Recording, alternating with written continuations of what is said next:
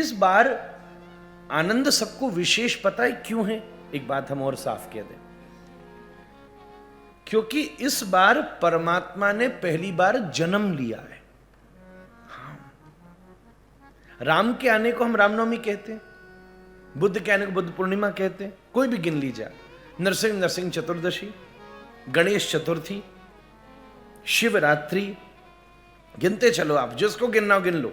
वामन द्वादशी, पर जब श्री कृष्ण है, बल्कि यूं भी राधाष्टमी, पर कृष्ण जब आएंगे तो क्या शब्द कहा जाएगा? जन्माष्टमी।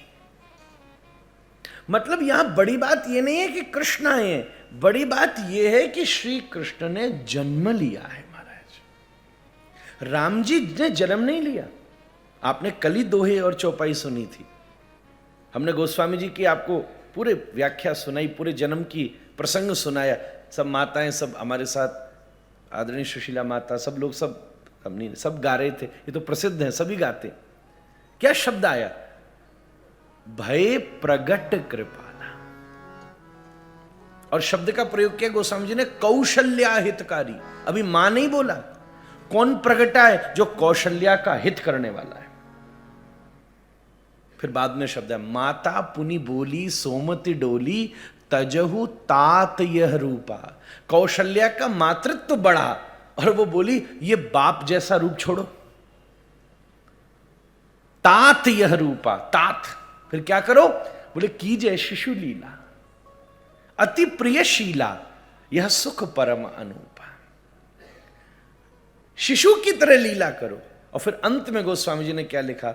हो ही बालक सुरभूपा। वो जो विराट प्रगट था वो बालक हो गया। तभी जब देवताओं ने श्री कृष्ण की पहली स्तुति करी है, उसका नाम गर्भस्तुति है श्रीमद् भागवत में। भैया गर्भस्तुति इसलिए है क्योंकि पहली बार प्रभु ने किसी मैया के गर्भ में आसन जमाया है। पहली बार प्रभु ने जन्म लिया है। इसलिए व्रज की पता इतनी प्रशंसा क्यों है? सब बोलते भारत का तो कंकड़ कंकड़ शंकर है, सभी तीर्थ बड़े हैं। एक जना हमसे बोला, ये क्यों गोकुल वृंदावन की इतनी जय जय कर रहे हो आप लोग? मोक्ष नगरी में तो आता भी नहीं है ये। हम बोले बात सही है भैया, और जगह अयोध्या में, उज्जैन में, ऐसी जगह व्यक्ति जाता है तो मोक्ष पा लेता है, पर व्रजमंडल तो उसे कहते हैं जब मुक्ति भी मुक्त हो जाती है। महाराज व्रज रज उड़ मस्तक लगे, मुक्ति मुक्त हो जाए। व्रज की महिमा क्यों है भैया? इसीलिए महिमा है क्योंकि इस पूरी धरती पर व्रज ऐसी जगह है जहां परमात्मा ने जन्म ग्रहण किया है। गोपियों ने गोपी गीत के पहली पंक्ति में इस बात को संकेत किया। प्रसंग तो हम कल परसों में विस्तार करेंगे, पर बड़े आनंद से कल मेरी इच्छा है कि आज गिरिराज लीला होगी और कल प्रभु आपकी धरती पर आएंगे। महाराज मथुरा से उज्जैन की धरती पर पढ़ने आएंगे और मुझे अवसर नहीं मिला, पर अपन आज मेरे देश में आ जाओ, कल मैं आपके देश घूमूंगा। महाराज यही तो कथा है। आज मेरी जन्मभूमि पर अपन घूमते, कल आपकी इस दिव्य भूमि पर हमारे श्याम सुंदर घूमेंगे, गुरुजी से पढ़ेंगे, 64 दिन तक रहेंगे यहीं। महाराज क्या पता, देखो कहीं कुछ श्रेष्ठ होता है तो उसके पीछे कुछ ना कुछ श्रेष्ठ हुआ होता है।